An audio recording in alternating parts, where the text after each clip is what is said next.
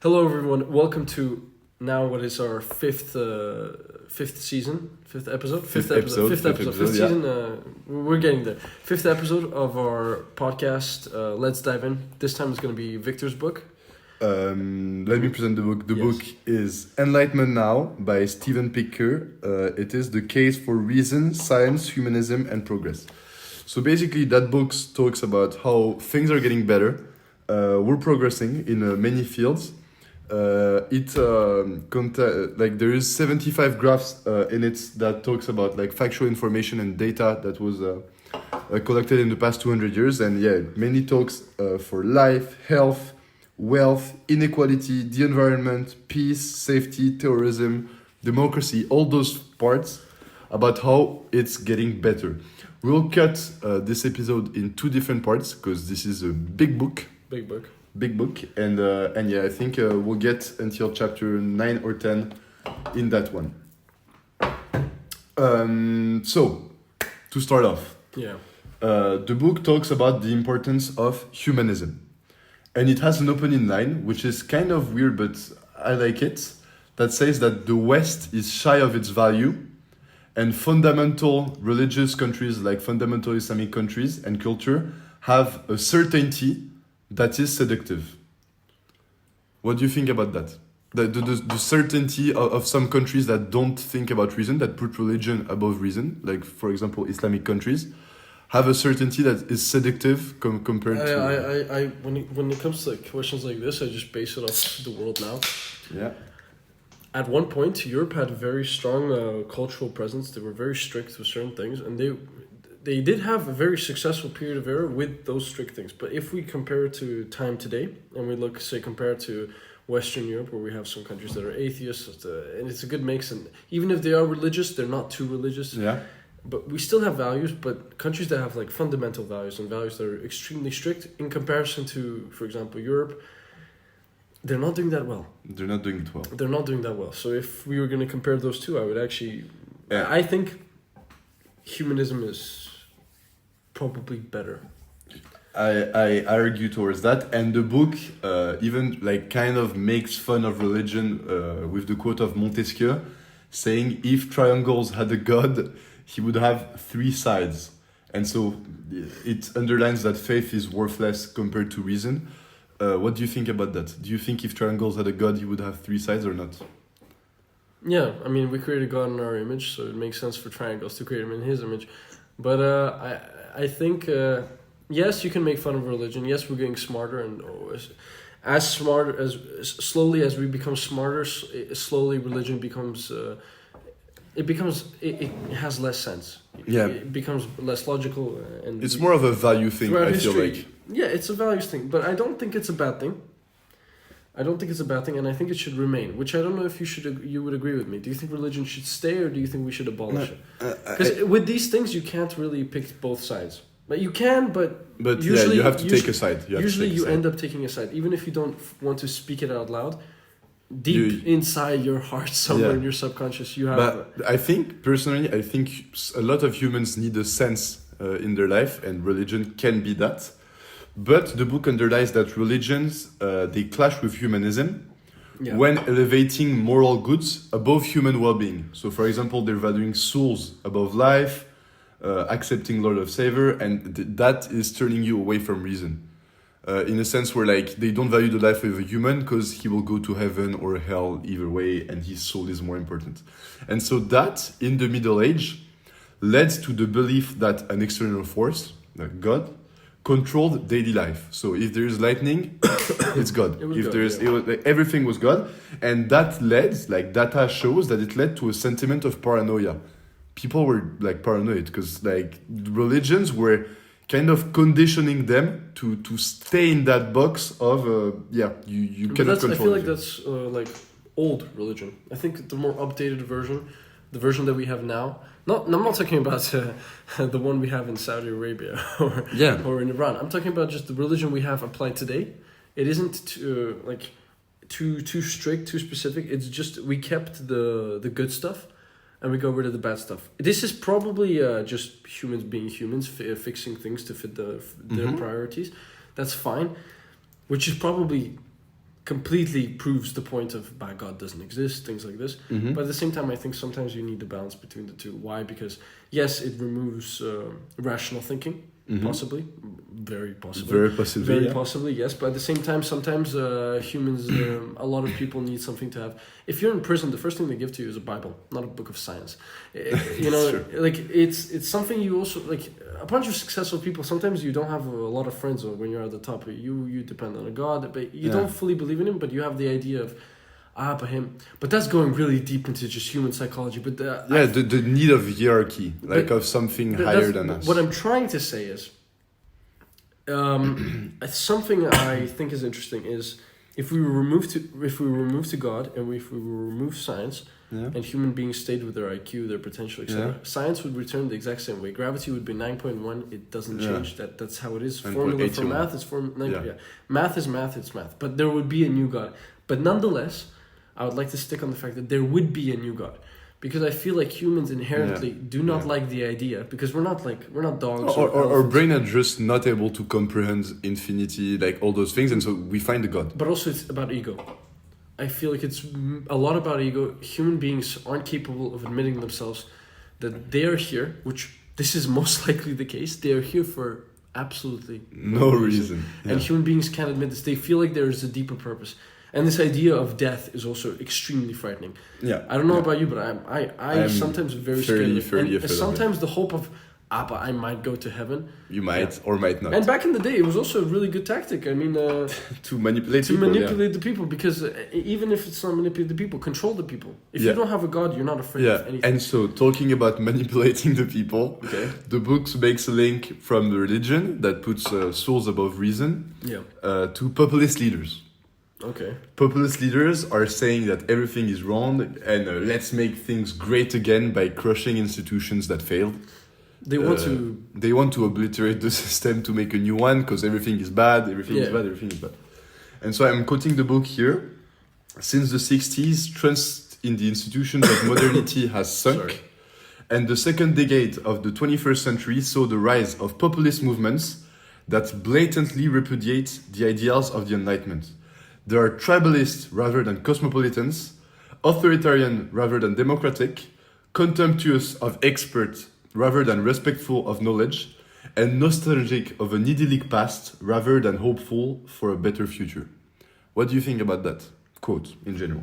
I mean, that quote encapsulates a lot of things, but I'm just going to stick to the last thing I heard, which was you mentioned people go for a great past rather than a hopeful future. Yeah. I feel like that's just normal.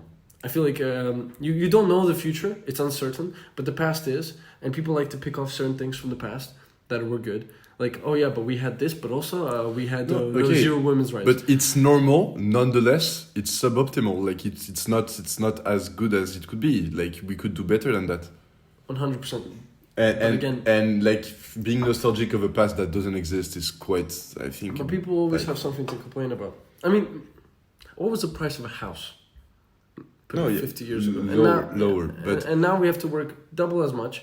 Get paid twice as less. And the house example is probably the only one you can make a case of, because refrigerators, like all basic things we have now are exponentially cheaper than they were like 100 years ago. No, but it's a lot of things people like. If you look at like Gen Z, and then if you take some like old person, he will complain. He will complain about this generation because he doesn't like the fact that they're progress. In certain ways, things change, and they don't like it. In certain way, the things change, and they don't like it. Nonetheless, but in the bigger picture, it's a massive improvement. But I get those people. And the book quotes Barack Obama in 2016 that says, "If you had to choose a moment in history to be born, and you did not know ahead of time who you would be, you didn't know whether you were going to be born in a wealthy family or in a poor family, what country you'd be born in, whether you were going to be a man or a woman, if you had to choose blindly what moment you'd want to be born, you choose now or tomorrow." Like that's I think that quote perfectly encapsulates that we're doing progress and everything's going for the better. Not everything, but you get my point. I completely agree. Mm-hmm. Yeah, I agree. If you're a rational human being, yes. You might be a fanatic of the Roman Empire, and you're gonna be like, yes, I really want to see Caesar. But except if you're born in Athens with a wealthy dad, and even then, but otherwise you're a slave or you're a fucking random person in a random part of the world. Even if you were born during the golden age when the Egyptians existed, the chances of you being a slave were a lot more likely than you being anything meaningful. Yeah, or maybe just not being born in Egypt. So you're just in a random part of the world, not nicest way of saying it, you're fucked. Nowadays, you're fine. Wherever. As long as you're not a girl in China. Yeah, or in some developing countries. Yeah. And so the book also talks about how people are more negative about the global than about themselves. So that's called. What do you mean by that? That's called the optimism gap. And so for more than 2 decades, through good times and bad times, when Europeans were asked by pollsters whether their own economic situation would get better or worse in the coming year, the vast majority of them said they would get better. But when they were asked about their country's economic situation, vast majority of them said it would get worse and turn into apeshit, you know? And so that's kind of, I think, an interesting comparison where you have a bias of optimism towards yourself, but because of the medias, because of everything, because of the negativity bias, we just believe that everyone's gonna do wrong. We assume that everyone's not happy, everything's going bad, everyone's dumb, everyone's shit, but that's not true, and that's called the optimism gap. What do you think about that? People remember specific highlights of their life. Like, they don't remember the good parts. If good parts happen, we're just happy that they happen. When something bad happens, it sticks out. And you remember it.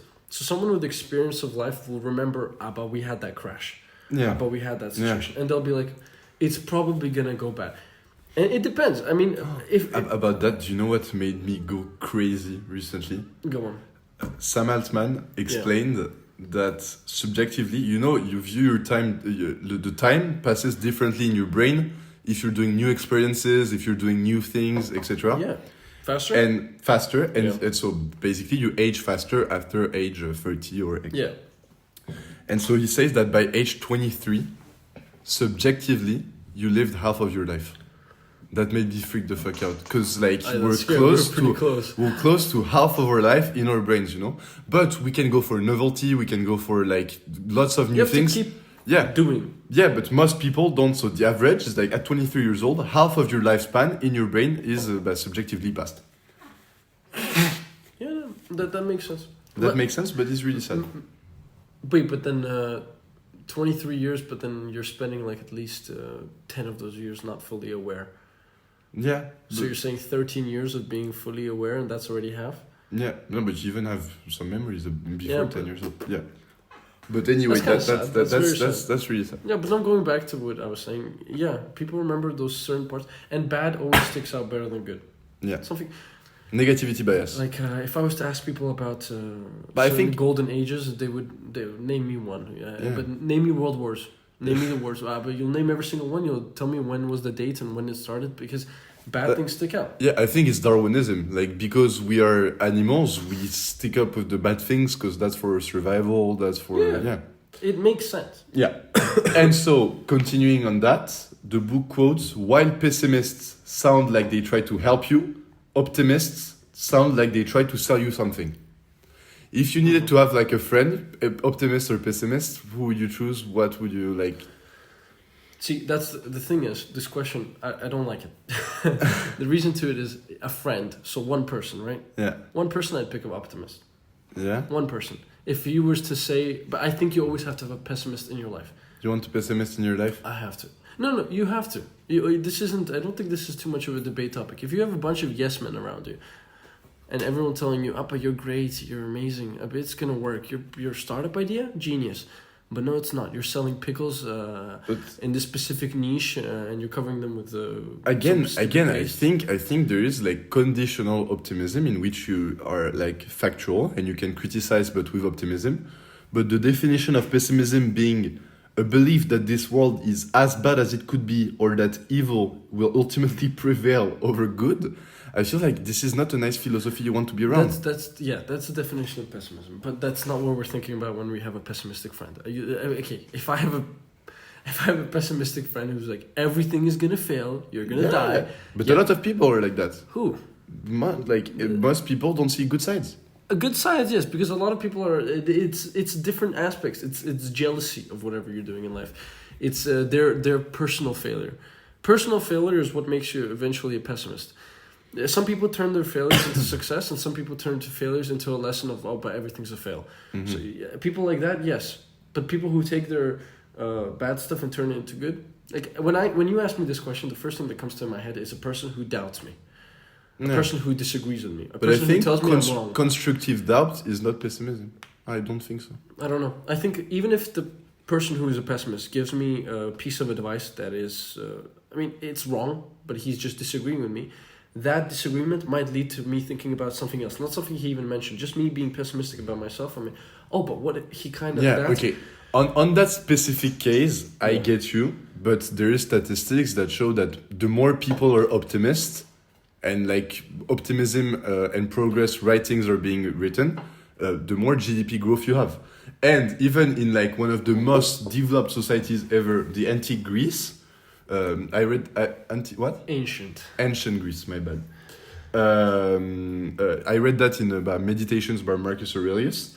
Great book, by the way. Great book. There's this concept of the Zeus Palace, that says that everything great that can happen will happen, kind of like reverse Murphy's law. It's Murphy's law. But that led to like the Greek Empire. I believe optimism is a good component of success. I believe about that. Yeah. I believe that. Yeah. But I believe it depends on the person. Some people, you tell them positive stuff, and they end up just backfiring with even more. No, but being constructive about your optimism. You can say like this is bad, this is fucked up, but you can do that to change it. You can do that to change it. That's optimism, you know, like that way, going towards greatness by being optimistic. Because in my head, so I guess I was wrong then. Because in my head, optimism was like a person who just he just tells you everything is great. But constructive optimism or even constructive pessimism, I think they go hand in hand. Mm-hmm. They work. But the book talks about complacent optimism versus conditional optimism, which is really important, because you need to understand that there's problems. Problems are solvable. Waiting for them to be solved as a 5-year-old waiting for a Christmas gift is being complacently optimistic. Like, everything's gonna go well. I'm not gonna do shit, and it's gonna turn out good. Yeah, just that's dumb. It's like praying and then not waiting for it to work up. I prayed. I prayed, exactly. But conditional optimism, like wanting a tree house as a 5-year-old and realizing that with some wood, some determination, and a few friends, it's reasonable and like it's realizable. I think this is conditional optimism, really healthy, really sane, and it's great. Yeah, just be logical. And being logical and convincing yourself, but logical don't reason, push it. Humanism. There's a perfect amount. A little of something, it won't work. Too much, neither. Yeah. Nuance. You have to be in the middle and be logical because this might turn into delusion. Yeah. I have a bit of wood. I have a bit of this, and let me build a house. But no, let me build a helicopter. No, you won't. Maybe you'll build a tree house. It'll take you a while, but maybe. Yeah. But, okay, I get what you mean. Yeah. The book then talks about how people lack of recognition for some good things because we are more pessimistic than optimistic. Yeah. For example, statistics about life saved. People don't recognize today's society as good cause and cause mostly they're fucking ungrateful about this world. For example, the discovery of chlorination of water saved 200 million's life. Do you know the person who did chlorination of water? No clue. Yeah, it's Abel Wallman and Lynn Enslow. I have no clue who they are. Same for William Fedge, smallpox eradication, 150 million lives saved. Maurice Hillman that created 8 vaccines, 130 millions of lives saved. And so all those people, I have a whole list in the book, that adds up to more than 1 billion people saved. We don't know their name. We don't know who they are. But that's a question of education. If I was to tell you who created the formula E equals MC squared, that's a good thing. Who did it? E equal MC squared.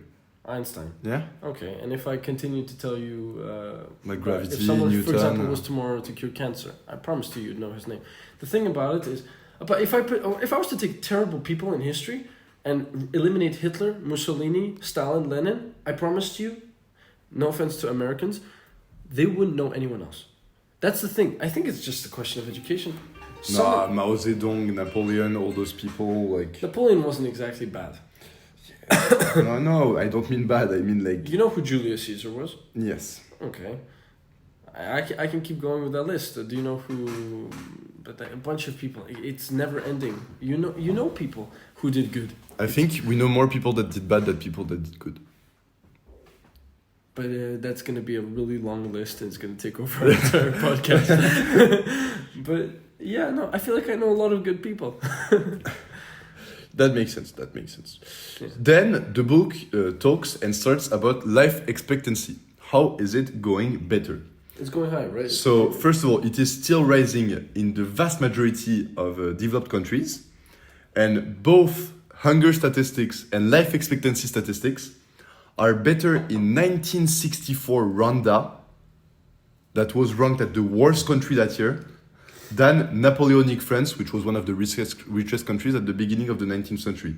So we are doing way better and continuing to do so. And yeah, but so Rwanda in 1964 is better off. Being born in Rwanda in 1964 is being better off than being born in France under Napoleon. Do you, like, that's crazy. That's great. Yeah, but like, I don't even think it, but like, yeah, but they both kind of sucked. That time was just, I don't think they had vaccines. I think people were dying exactly. just at 40. Yeah. But I mean, we like a lot of people, I will ask you, think that in this part of the world, like in France in 1800, it was saying, like, people are delusional about the fact that but I wanted to live there. What do you think is the world average life expectancy? If you count everyone, so Africa, East Asia, like all the country, what do you know what's the average age? Life expectancy? I think it's like around the 60s, 65. It's 71. That's huge. So it's huge. We're doing way better.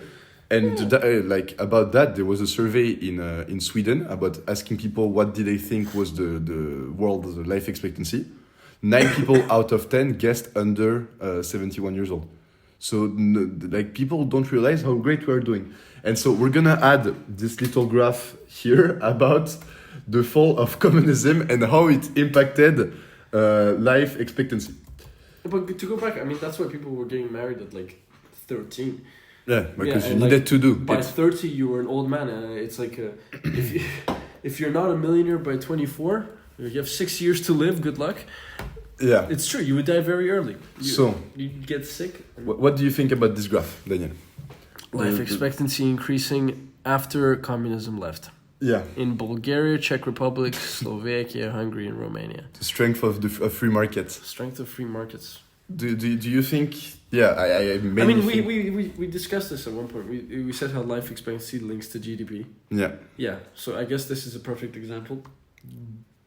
But no, it makes sense because Soviet countries, they weren't doing that well when it came to. They were doing well in terms of competing with the US to progress, but people-wise, per capita, it wasn't the best. Pretty tragic. No, and I feel like to stimulate innovation and progress, a good amount of competition is healthy, and it's shown now in all the statistics we see that in free markets, we have better statistics at the end of the day. We have better life expectancy, we have better GDP per capita, we have better health, like in general. Yeah. And I think that makes sense. When markets you're benefiting yourself, you end up benefiting everyone. When you're in a communist society, that's not the case at all. You end up having the government. Yeah, but you can't manage. It's too hard to. I think even outside of communism, I think totalitarianism, like overall, no, authoritarians regimes. It doesn't work.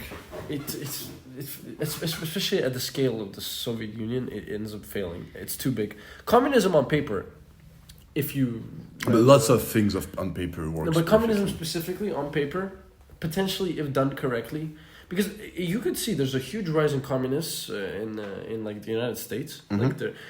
and I'm sorry, but if Russian people, Bulgarian people, etc., but they look at that and they laugh because they remember, they remember how bad it was, and it sucks. But I think in a country in which you don't have the right to say everything you think, etc., the fact that there is asymmetric information just creates a gap in knowledge, and at the end of the day, you create less wealth. you create less wealth, you have less progress, there's no competition, you end up, no one knows anything. It's this huge disinformation, and it ends up being not as good as the free market. You need to be able to be globalized. You need to be able to work with everyone. And in a country where you can't even work within yourself, yeah, it's not gonna work. It's not gonna work. It's not gonna work. The book, after talking about health expectancy, talks about inequality and misleading statistics. So, for example, between 1912 and 2012, the 10% poor people, so the lower decile, just had 5% of the wealth. Mm-hmm. So you can see that as a bad thing, and it probably is, because we should distribute maybe more wealth, maybe not, that's open to opinions. But the wealth of the world has increased by a 20 times plus factor in absolute value. So that means even adjusted to inflation, we create more than 20 times more wealth. So the 10% poorer people have the same proportion, but the pie is 20 times bigger. What do you think about that? Yeah, no, people are living better. Yeah, and inequality will happen. It will. We will slowly close the gap, hopefully. Mm-hmm. But people have to understand their proportions. Yeah. Yeah, you're making more, you're spending also more, but like you said, it's already adjusted. Yeah. So I think even like mathematically, when the pie gets bigger, there will be people that take the opportunity, and there will be people that don't. Like mathematically, it's something that will always happen. Of course, states should regulate, but at the end of the day, when the pie gets bigger, some people are going to take advantage of this because we're in a free market and it is healthy for innovation. And the book emphasizes that we don't need to end inequality; we need to end poverty. Yes, I agree. Equality is it's a myth.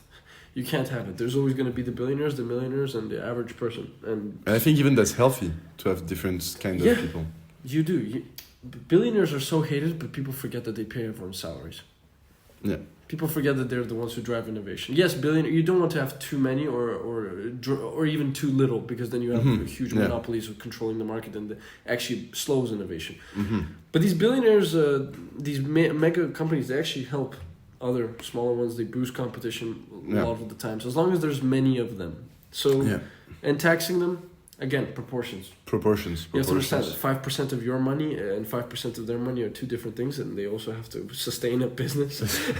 It's not, Yeah, so that's, I think that's really interesting. And inequality will therefore every time be there. Even if like 300,000 years ago, for example, the inequality was in the fact that the stronger male would just beat the fuck up of the other people and take all the females. That's something that was happening at the time, and that still happens in the animal reign. And now that we are in a structured society, there will have some kind of inequality the same way there always has been.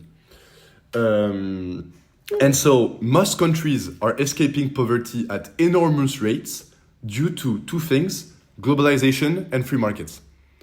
So the biggest example is China. Let me quote the book. In 1976, Mao single-handedly and dramatically changed the direction of global poverty with one simple act. Do you remember what it was? He died. He died, exactly. He died. And so, like Mao Zedong's death is emblematic of like three of the major causes of the Great Convergence, which means like less poverty.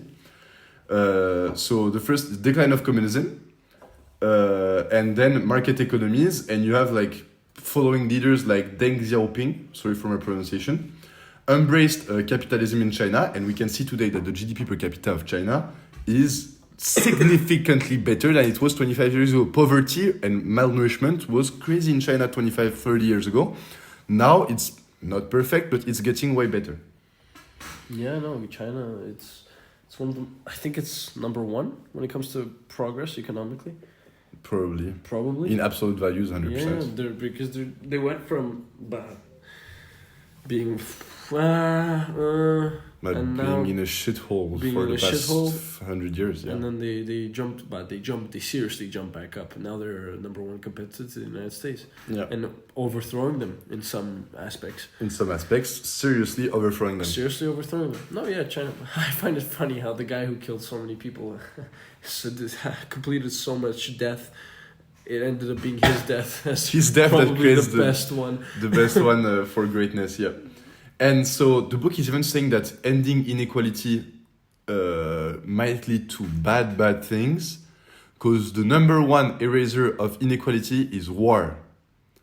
Because it kills off the... Yeah, it kills off all the working class that end up getting fucked in the war. And the richest people, they get taxed or publicized by the state that takes the company.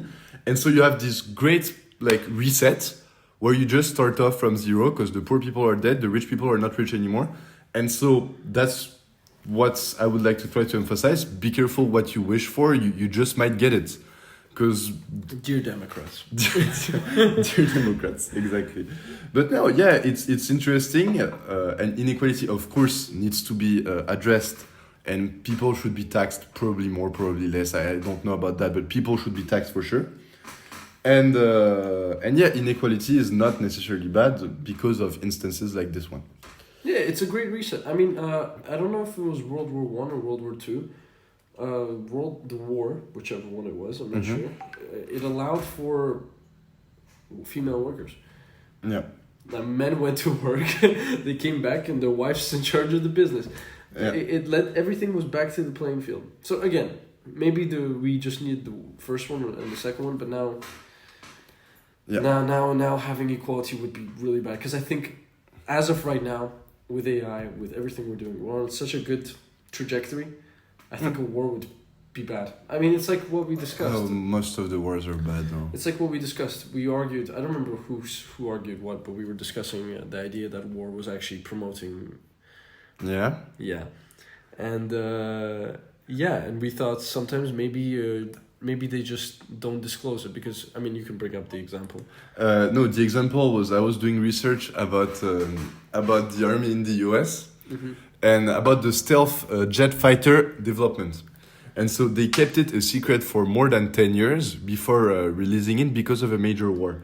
And so like we've been like having fun about this. It'd be like the US did not have a major war for the past like 40 plus years, maybe like a bit more, but yeah. Basically Cold War. What the fuck do they have in their in their... But this point is, it's very arguable. Yes. But at the same time, we have things that just genuinely, like, we had a problem, and war was the reason to why but the Enigma. Yeah, the Enigma. Yeah, I agree with you, but most of the time, no. Most of the time, no. War but the Enigma is a huge one. I mean, correct me if I'm wrong, the first computer. I think it was a decrypting machine. Yeah, but it was the first technically... computing. It was computing things, yeah. Like, and that was caused because we wanted to know where the Nazi ships were going. Well, to crack the Enigma. But even the internet was developed by the military. It's a famous thing, but it's still... But that wasn't a war. That was just because we really don't know what these guys have. We really don't know. Because their budget is big, and I don't know where the money's going. We don't know where the money... Effectively, we don't know where the money is going. Yeah, so... It has 2 points, but yes, most likely they have some incredible shit that if a war starts, Russia's gonna have... No, it's gonna be bad for them. Or we're wrong. Yeah, or we're wrong. They have nothing. And now we talk about extreme poverty. The book talks about extreme poverty, and there's a graph that we're gonna display in the video about the number of people in extreme poverty. So you can see that the number is pretty stable until the 60s, so after the Second World War. The number of people living in extreme poverty increases a bit because so many people are having kids. Like the population rises so quickly that mathematically people in extreme poverty are more in extreme poverty. But you can see that for the past 40 years, the number of people not living in extreme poverty has skyrocketed to wow, like amazing numbers. And even number of people living in extreme poverty is now down to 800 million, which is a lot, but it accounts for 10% of the population, which was barely the case in the 40s or 50s. I love that graph. I find it funny how 1945 hits and there's the baby boom and everyone makes kids. Everyone makes kids. Exactly. Yeah, no, war also, in a way, wow. we find a way to go back human beings, you know. The man came back horny home and generated a bunch of kids. And so, since 1969, it emphasizes exponential growth. There was a 300% crop yields increase. So that is mainly because we need to feed more people. Because then go back to the baby boom, to the demographic change in developing countries. For only, do you know the percentage? I remember it was low. It was actually impressively low. So 20%? No, it's actually 12% land 12%. increase. I know how to too. And so 12% land increase for 300% crop yield increase. This is amazing. And so that's why we can do more with not that much more. And that's what we're gonna continue to see throughout the podcast.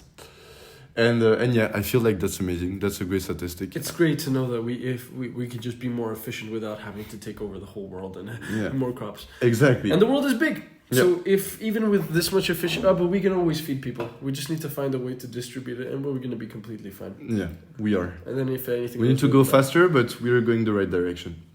And it therefore talks about the people in poverty and how the media plays a role in the negativity bias.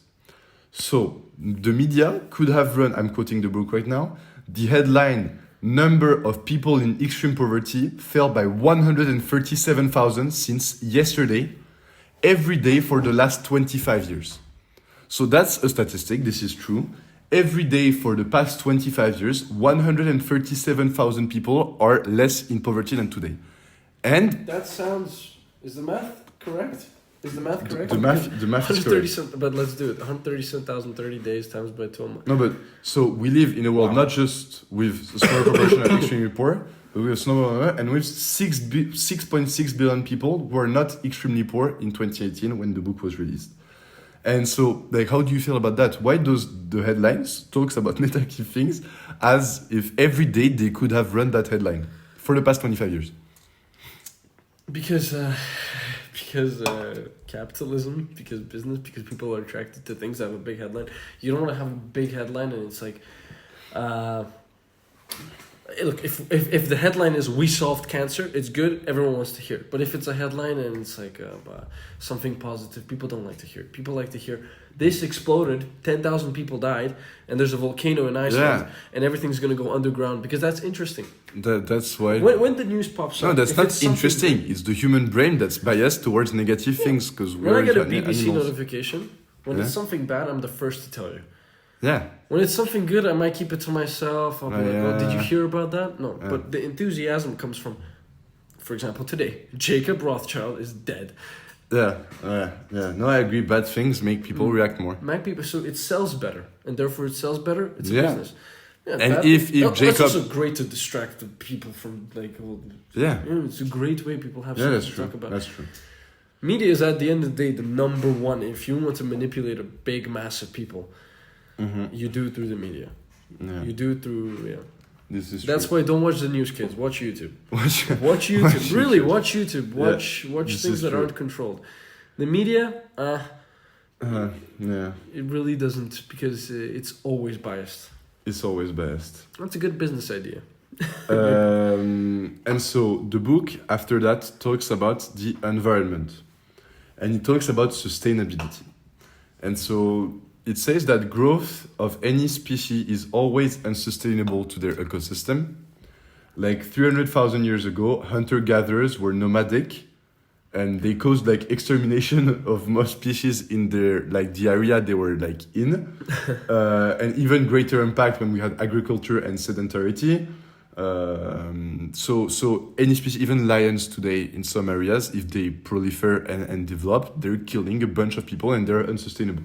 And so the book emphasizes that obviously there's way too much CO2, way too much environmental impact, because that's a fact, but that there is a good amount of pollution, and when we develop, we cannot have no impact on our environment. What do you think about that? Yes, but I think humans are smart enough to the point where we might, because we're an outlier in any sense. If you were to take lions and them killing, for example, whoever they killed, deers, hyenas, there's a balancing act between them. Because if, yes, they were smarter, but there's always a balancing act. Too many of them die, they end up dying too. Yeah. Too many of them die. Human beings aren't like this. We don't really fit any scale. We're a complete outlier. So Yes. I feel like we will progress, we will damage everything around us. But I feel like we might just be smart enough to the point where if we progress enough, but it's technocentrism. We always come back to it. We always come back to it. If we reach to the point, but like these YouTube videos or TikTok videos you see on the internet, type 1, type 2 civilization, where we start to, use our own energy. It's amazing. It is possible. It will take time, but And so but yeah. And so about this pollution and the fact that we're doing bad, there is this graph in the book that we're gonna display right now that talks about the CO2 emissions per dollar of GDP. Uh-huh. So like the wealth you can create with 1 unit of CO2. Yeah. And so you see that, for example, everything is going dramatically down, at least for the US, the UK, and China. And globally, there's a trend in which we've been since like the 80s or even the 60s for some of us, in which, we're going down in the emission of CO2 per dollar. And we could reach a point in which we create wealth without emitting more CO2. Yeah, well, that's exactly my point. Yeah. Human beings we're smart enough to go against... you need heat, energy, thermodynamics, you would assume, and we prove to be better. Exactly. Again. And about that, we see at the beginning of the graph, I'm putting it back, that poor societies escape poverty because they have abundant energy. They have a lot of energy. And today, what energy is cheap? Oil or gas. Yeah. And so I feel like the ecologist thesis of like forcing down the throat of developing countries to have sustainable energies is fundamentally a bad thing because because sustainable energies are, one, really, really expensive, and two, to escape poverty you need a lot of energy. I'm Ukrainian, Mm-hmm. and keep in mind, I'm not the biggest fan of Putin. But something he said was very interesting. He was at this conference, and what's the name of the girl? Greta Thunberg? Greta, yeah. And they brought her up, and how she was saying in these underdeveloped countries there should be more of this, that, solar panels. And I genuinely think Greta Thunberg went to school as much as Taylor Swift did. Okay, because... No, but really, it's a fantasy that she lives in. These underdeveloped countries, just like China, just like the US, just like everyone, you need to fuck some shit up to escape poverty. To start doing good things after. But you need to jump out. You're not going to jump out of the way by solar panels. No, Dubai has, I think the UAE and all these Arab countries, they built like this huge solar panel area in the middle of the desert. And it's great. Because now they have the money to do so. But that's after 40 years of pumping oil and selling it to everyone in the world. That's why I think the West should accompany those developing countries. Because the West can afford to do it. Yeah. But we should accompany them, but we should not force something down their throat that fundamentally goes against progress. Yeah. If you want to do it for them, you build it for them yourself. They won't. Yeah. They force them, they create a bunch of laws. It's unfair because you need them to be able to progress. If anything, you're slowing them down. It's not sufficient enough energy to actually create growth. It's sufficient enough energy maybe to potentially maintain them, even if... And plus, accompanying developing countries that are often don't have a lot of structure, like Iraq, undereducated. Engineers to sustain giving them those things sometimes leads to corruption, sometimes leads to XYZ. We know about that. Everyone knows about that. Yeah. And the book also underlies that economic progress is an imperative in both developed and developing countries. Mm-hmm. In a sense in which we need to continue the progress to be able to, for example, they pump their oil in Africa 20 years instead of 40, and in 20 years we are able to give them some kind of solution that just skyrockets their reduction in CO2 emissions. And so I think economic progress is an imperative to sustain our lifestyle, and it's I think it's dishonest to go against that thesis. Yeah, I completely agree. Europe, we went through stage 1, stage 2, stage 3, stage 4, stage 5 when it came to our energy. And then we expect these underdeveloped countries to go from stage 1 to stage 5. Yeah. But that's unfair because we went to stage 1, 2, 3, 4, 5. That's unfair, and we're not... And unrealistic. And we're not understanding the structures of those countries. The book then talks about energy, and I love a bit that part. Nuclear energy is great, guys. Like, please do like Jesus, evangelize people around you. Nuclear energy is a good thing. Statistics show it. And so it talks about the 3 disasters that we have: Chernobyl, 3 Mile Island, and Fukushima. Mm-hmm. So Chernobyl is an absolutely disastrous security disaster because it used graphite. We talked about this in another podcast. The fact that it was cheap and they went for it. And so that, the biggest nuclear thing ever, caused 31 deaths and a suspected increase of 2.8% in cancer rates over the course of 2 years. And then there's 3 Mile Island and Fukushima that have a grand total of 0 deaths. And you need to understand that carbon and coal kills people every day. So there's like that dichotomy between the people that are scared about nuclear energies, people that are scared because we heard about Nagasaki, about like Hiroshima, those big nuclear weapons. But regulators make nuclear expensive and and it is commonly understood that nuclear reactors are safe, and data shows it is safe, less polluting than every energy, and a good answer for now to the climatic answer. The climatic issue. Yeah, when it came to Chernobyl, overall bad because Soviet Union cheap. They had to compete, so they built whatever. But the thing about Chernobyl, it was a human error, one, and it was a bad design too. And so yes, and people look back and they're scared because genuinely, if that entered the Black Sea, it would go up in the water, you'd have rain, and you'd die all from acid. but Fukushima could have been pretty bad too. Because Fukushima it happened because of a tsunami, correct? Yeah. A tsunami caused it, etc. But it could have been bad. It never actually left the premise.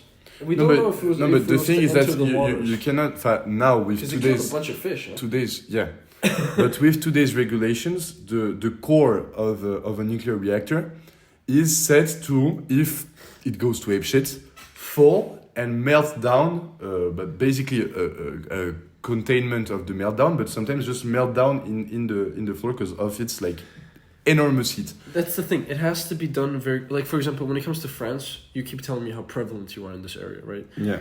But it's a good thing. I think it's a great way of creating energy. I completely agree. But it's a smooth transition between fossil fuels and you need the experts that France has. The mines. But the US, you don't think the US has the mines? They have like 10% of their energy is nuclear. They were saying that they wanted 1,000 reactors. Because what you're telling me, if it goes down, and it's a big thing that has to go down. Yeah. You very often have a water system under the ground. Yeah. That water system will get contaminated and it would still go. So you need to find something that doesn't have a water system. Yeah. Something that you can still connect to whatever cities you're trying to connect. It's hard. So people are looking for because I promise you, like, you have all these experts. But we're talking about uncertainties that don't exist. It happened 3 times. First of all, the past 100 years. Yeah, that's pretty. We have a lot of reactors. It happened 3 times. In total, it killed 31% directly. 31. But it's not about how many it killed; it's how many it could have killed. Because Chernobyl could have killed millions of people, but arguably all of Europe. I don't think so. Like, I need to check data on that, but I don't think so. You know what? You keep talking. Okay. And I'll find out.